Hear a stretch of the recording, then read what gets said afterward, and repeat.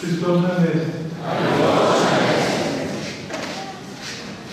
Ο Άγιος Κήτρος, σαν καλός ψαράς που είναι, αφού είπε ο Χριστός στους Αποστόλους, δεν θεωρήσουμε και πίσω εμάς αλληλείς ανθρώπους, θα σκάμω ψαράδες ανθρώπους, έβαλε καλό όνομα, τον Άγιο Παΐσιο. Και έτσι ήθελε να ακούσετε για τον Άγιο Παΐσιο, αλλά είναι πολύ δύσκολο να μιλώ για αυτόν τον μεγάλο Άγιο, διότι τρέπομαι που δεν του μοιάζω και τον φοβούμαι και λίγο, γιατί ήξερα ότι δεν ήθελα να μιλούμε για αυτό. Όταν ήταν σε αυτόν τον κόσμο, βέβαια τώρα εζώντας και όλα που γίνονται, αλλά πραγματικά η ζωή μου ήταν τόσο μεγάλη και διαφορετική από τη δική μας ζωή, που δεν σημαίνει ότι το γνωρίσαμε και είμαστε εμείς κάτι σημαντικό. Διότι μπορεί να είχαμε καλούς δασκάλους, αλλά πρέπει να είσαι και καλός μαθητής. Δεν θα να είσαι καλός δάσκαλος. Ας ευχηθούμε όμως να μας δει ο Άγιος με σπαθρικό πνεύμα, να καταλάβει τη δυσκολία μας, την αδυναμία μας και να μας συμπαθήσει και να μας βοηθήσει και εμάς στον δικό μας αγώνα. Είναι γεγονός ότι έλεγα σήμερα στην Γερόνιστα, στην Σουρωτή, ήμουν στο μοναστήρι της Αγίας και πήγα να προσκυνήσω τον Άγιο Δάσκαλο. Και είδα εκεί χιλιάδες ανθρώπους, χιλιάδες. Τι να σας πω, 4 με 5 ώρες περίμενα στην ουρά οι άνθρωποι να προσκυνήσουν. Πάρα πολύ πλήθος λαού, ουρά μεγάλη, πλήθος.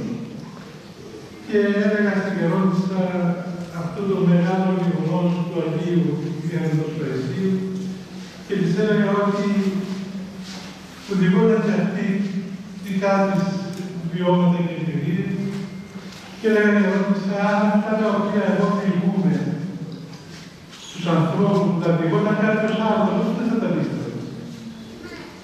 Αφού θεωρώ πολλές φορές τα είδα πράγματι, τα έδειξα, ήταν τόσο φοβερά πράγματα, τόσο αποκαλυπτικά, τόσο δυνατά, που διερωτάς και άρχισε και όλες που τα είδες και τα έδειξες, αν πράγματι ζεις στην πραγματικότητα.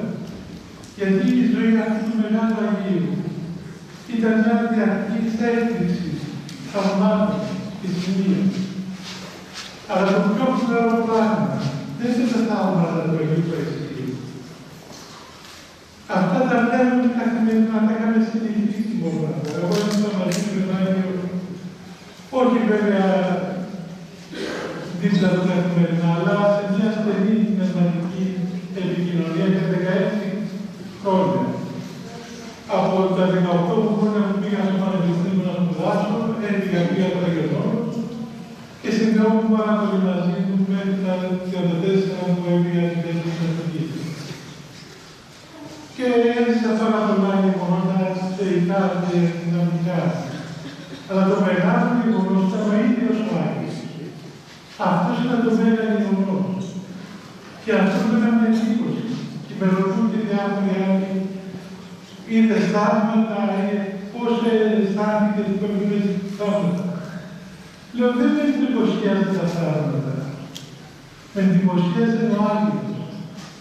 Μπροστά στη μεγάλη εντύπωση αυτού του Αγίου ανθρώπου, τα θαύματα ήταν μηδέν. Ήταν φυσικά επακόλουτα. Αλλά η μεγάλη του προσωπικότητα, η μεγάλη του αγιότητα, η δύναμη της υπάρξεως ήταν τόσο μεγάλη. Πραγματικά αυτή μας έμπνευσε και μας ενδυνάμωσε και εμάς στον καθημερινό μας αγώνα. Θα σας πω κάποια πράγματα τα οποία μου είπε στην αρχή της μοναχικής μου ζωής. Γιατί πιστεύω ότι και στον κόσμο μέσα αυτά τα πράγματα είναι πολύ χρήσιμα και απαραίτητα. Και τα υπόλοιπα είναι γνωστά στα θαύματα και τα σημεία τα οποία έγιναν καταγράφησαν, και στις ταινίες αυτές που έδειξε τη σειρά αυτές τις μέρες όλες, πράγματι ήταν μια πολύ επιτυχημένη προσπάθεια και έφερε πολύ καλά αποτελέσματα. Όταν λοιπόν τελείωσε το πανεπιστήμιο και πήγα να υποταχθώ στο Γέροντα Ιωσή, το γέροντά μου, και άρχισα και εγώ τη μοναχική μου πορεία ως μοναχός, αρχάριος. Παρεκάλεσα τον Γέροντα Παΐσιο να μου πει κάποια πράγματα, τα οποία θα μου ήταν πολύ απαραίτητα και πολύ χρήσιμα στη μοναχική μου ζωή. Και πράγματι ο Γέροντας, όπως πάντοτε με πολύ απλότητα και με πολύ αγάπη μιλούσε, είπε 3-4 απλά πράγματα, αλλά τα οποία είδα στη συνέχεια που ήταν πολύ βασικά.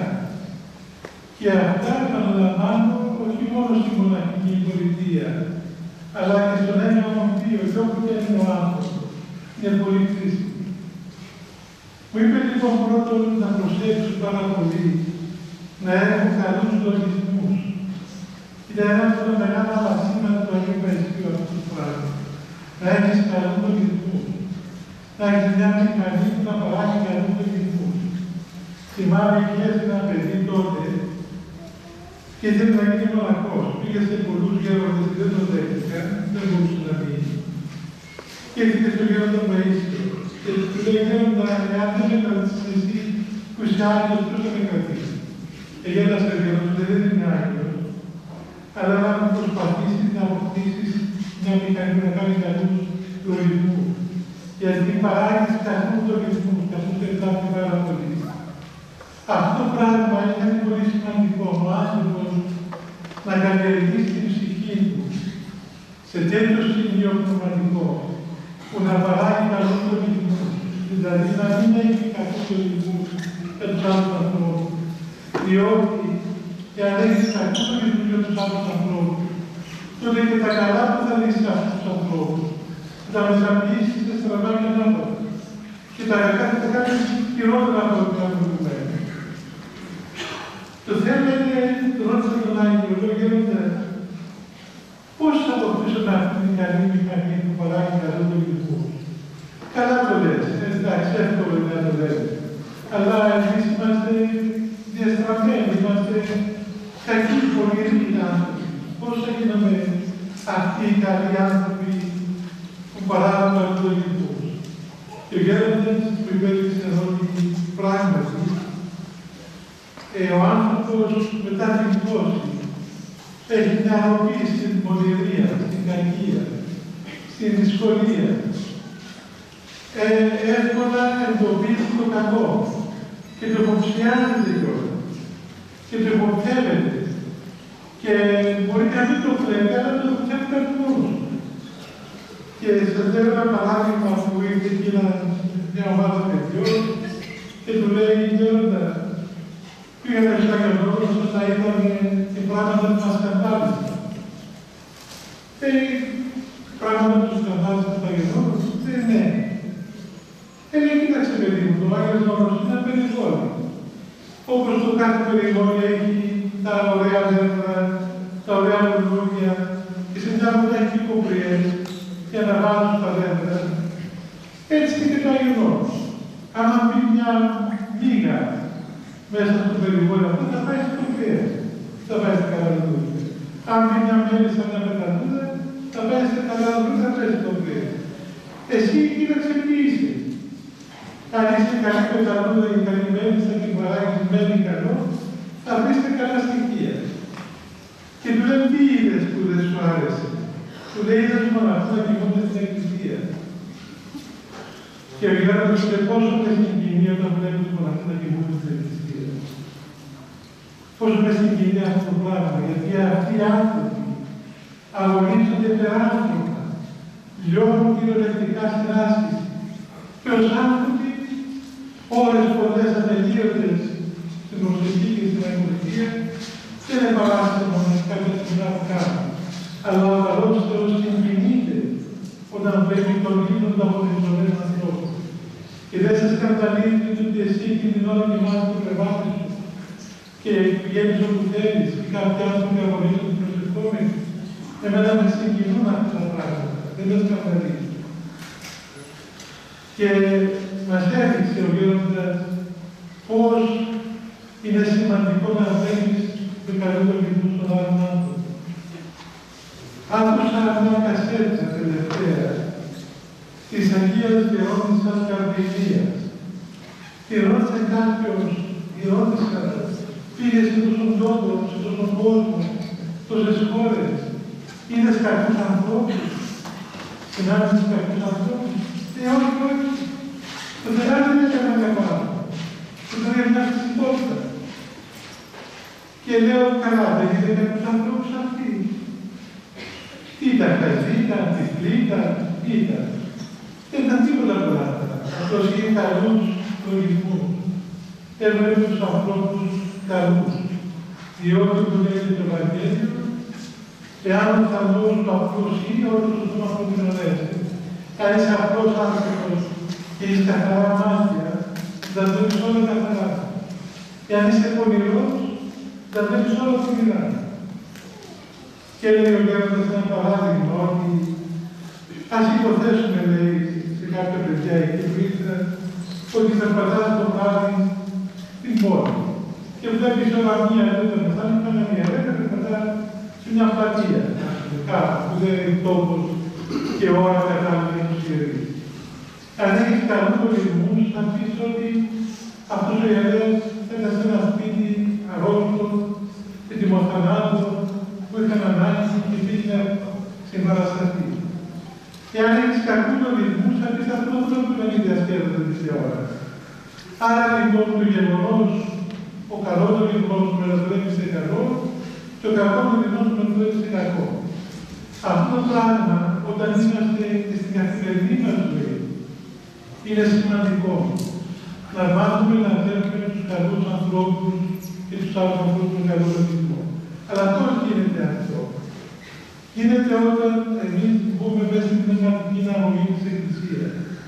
Η Εκκλησία είναι μια ιατρία, ένα θεραπευτήριο που μας θεραπεύει. Δεν μπορεί να πει κάποιος, εγώ τι να κάνω, έτσι είναι ο χαρακτήρας μου, αυτός είναι η προσωπικότητά μου, δεν μπορώ να έχω καλό λογισμό. Αμέσως παράδειγμα τον λογισμό.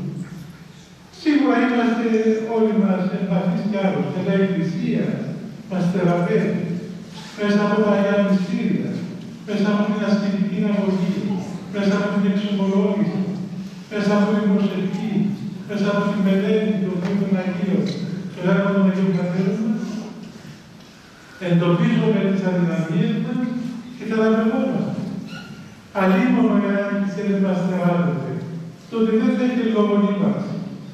Η Εκκλησία λειτουργεί πραγματικά σαν ένα ιατρείο, σαν ένα θεραπευτήριο και θεραπεύει τον περιττωχόντα άνθρωπο από την κακή αυτή προέλαση που έχει. Και αποκτά μια παιδική απλότητα. Και αυτό και ο Χριστός μας, εάν μη στραφείτε και βγαίνετε στα παιδεία, που μη ξέρετε στην βασιλεία των ουρανών. Θα γίνει σαν τα μικρά παιδιά. Μικρά παιδιά στα μυαλά, όχι βέβαια στα μυαλά. Αλλά στην καρδιά, στην κακία, και να είμαστε απλά αυτοί άνθρωποι και άλλα και όπως τα μικρά παιδάκια. Και εδώ είχαμε εντύπωση στο Άγιον το λέω συχνά αυτό. Πολλοί Άγιοι άνθρωποι σύγχρονοι είχαν μεγάλες ξυπνάδες, ήταν πολύ ξυπνοί άνθρωποι. Αλλά δεν έβλεπαν το καλά.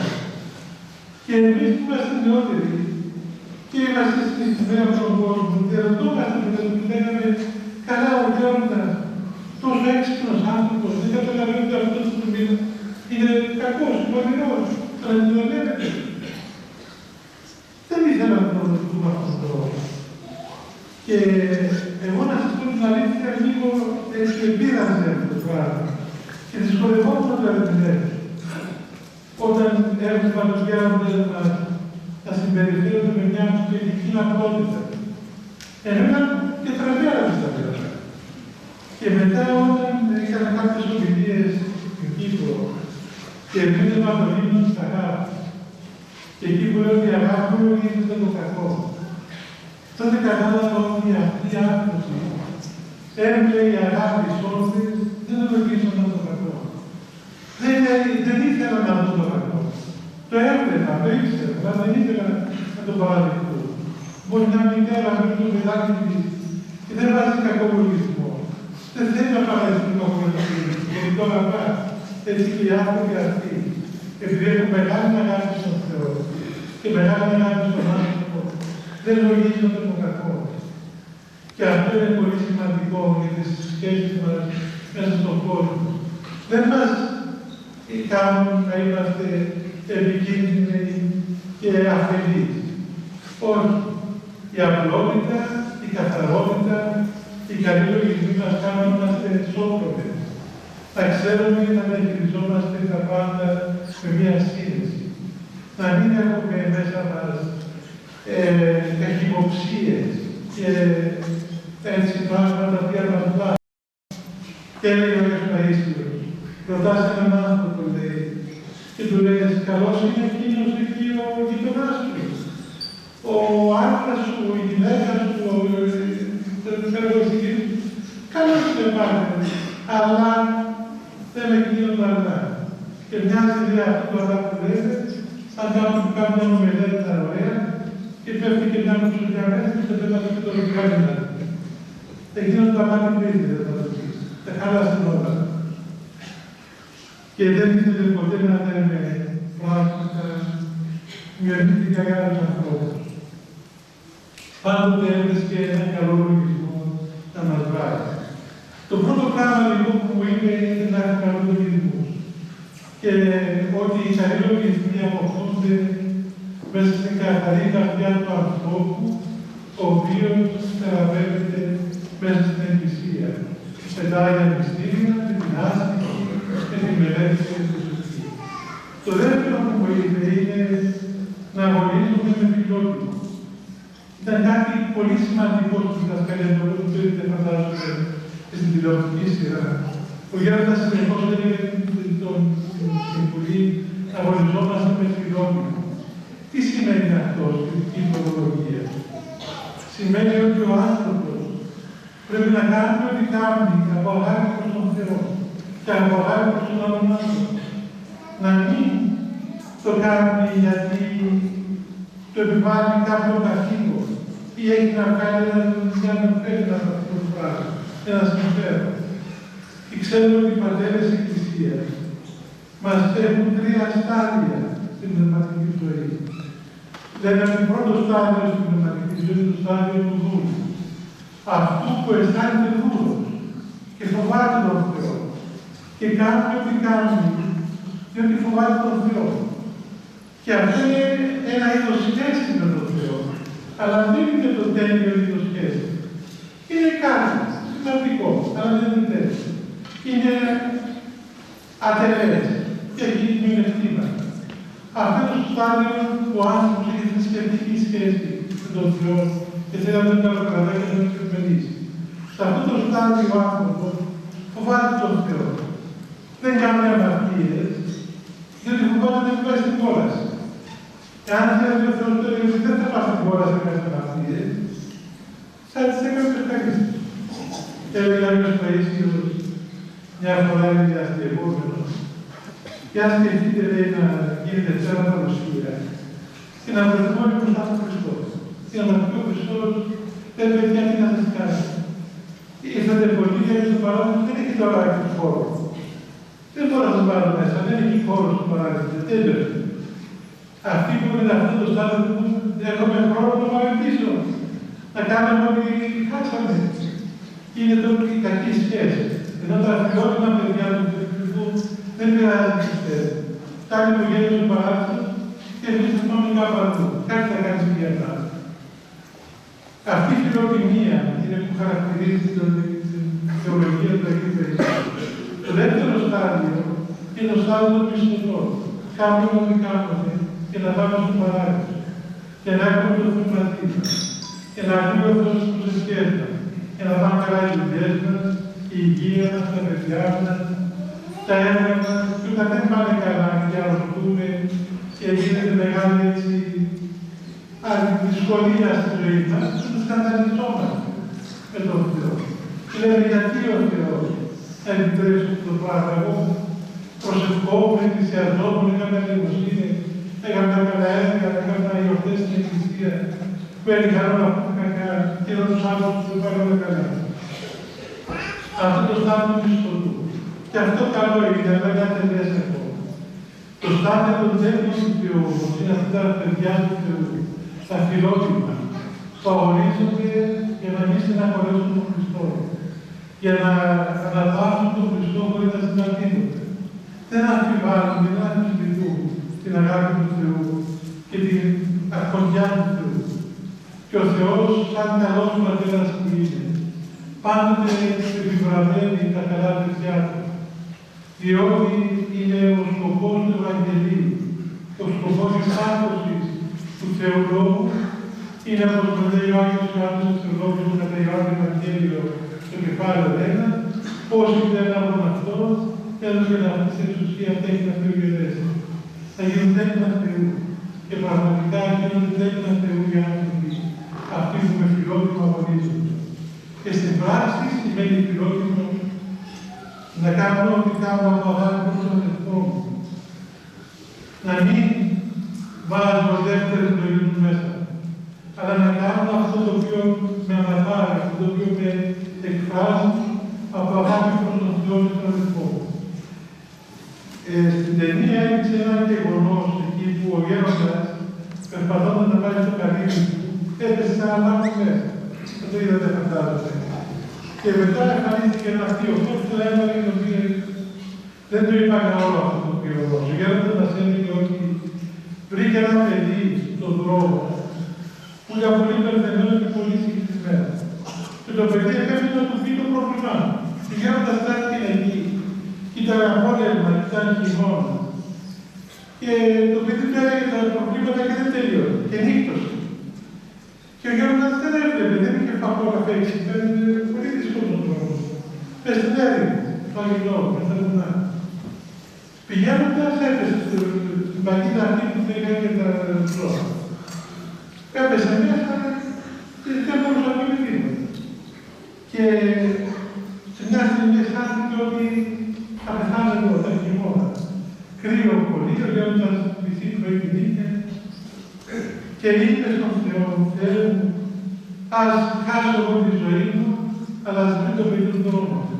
Να μην χάσει τον δρόμο το παιδί αυτό. Ας χάσω εγώ τη ζωή μου, αλλά ας βρει το παιδί του δρόμο. Και μόλις έβαλε αυτό το φιλότιμο το παιδί, άγγελος Κυρίου, ευχαριστή μπροστά του, τον έβγαλε από τον λάθο και τον οδήγησε στο παιδί. Μέχρι που είναι το έβαλε το παιδί στην πόρτα. Και γύρισε και μετά μου λέει, έχεις καρδιά μετά να κινηθείς, να ξεκουραστείς. Τον έγινε αυτή η φλόγα στα χάρτη των αδελφών. Αυτό το φιλότιμο. Μια φορά κάθισε 9 ολόκληρες ώρες. Κάθισε μια νύχτα ολόκληρη, 9 ώρες, πάνω σε 500 ώρα που είχε εκεί, στην αυλή του, ακούγοντας ένα άλλο παιδί. Και έλεγε στον Θεό ότι Θεέ μου, δεν μπορώ αυτό το παιδί να το βοηθήσω. Αλλά δες τον κόπο μου και την προσπάθειά μου και δώσε το φως στο παιδί αυτό. Και πράγματι, ο Θεός ευλόγησε το παιδί αυτό. Και μια άλλη φορά ένα παιδί εκεί, μικρό παιδί, λεγόταν Λάζαρος. Ήταν κάπου από τα μέρη εδώ της Μακεδονίας. Είχε μια δύσκολη ασθένεια. Και πριν από το μικρό παιδιού, ο πατέρας παίρνει την θεολογία του, θα πάμε στον πατέρα Παΐσιο και θα σου κάνει καλά, θα δει, θα μας γίνει καλά. Και ήρθαν εκεί, είμαστε και άλλοι πατέρες εκεί, συντάγουν μια ερωτορία μας στον κόσμο, αλλά ακούγαμε τι έλεγε. Ο Γιώργος τους είπε, εντάξει, πάτε και θα κάνουμε προσευχή να βοηθήσουμε τόσο παιδάκι. Αυτοί περίμεναν βέβαια να γίνει το θάνατο. Το παιδί ήταν άλλος και ήταν δύσκολα. Τελικά το παιδάκι δεν ήθελε να γίνει θάνατο. Πήγε στο γέροντα μόνο του και αισθάνθηκε μπροστά του και γέροντα, σε παρακαλώ, κάνε μου το θαύμα να γίνω καλά. Ο γέροντας συγκινήθηκε, το πήρε στα αγκαλιά του και λέει προσευχόντως, Θεέ μου, τι φταίει αυτό το παιδί, αν εγώ είμαι χαμένος και δεν μπορώ να το βοηθήσω. Και μετά μάθαμε στο λάδι και να πέφτει. Δηλαδή, είχε τόση αγάπη, τόσο φιλότιμο και τόση ταπείνωση, που αυτή η ταπείνωση την οδηγούσε τα πράγματα. Και το φιλότιμο ήταν αυτό που τον έκανε να ξεχνά τον εαυτό του. να μην το βαριάζει με αυτό το διαδίκτυο, αλλά να ζει την αγάπη των αδελφών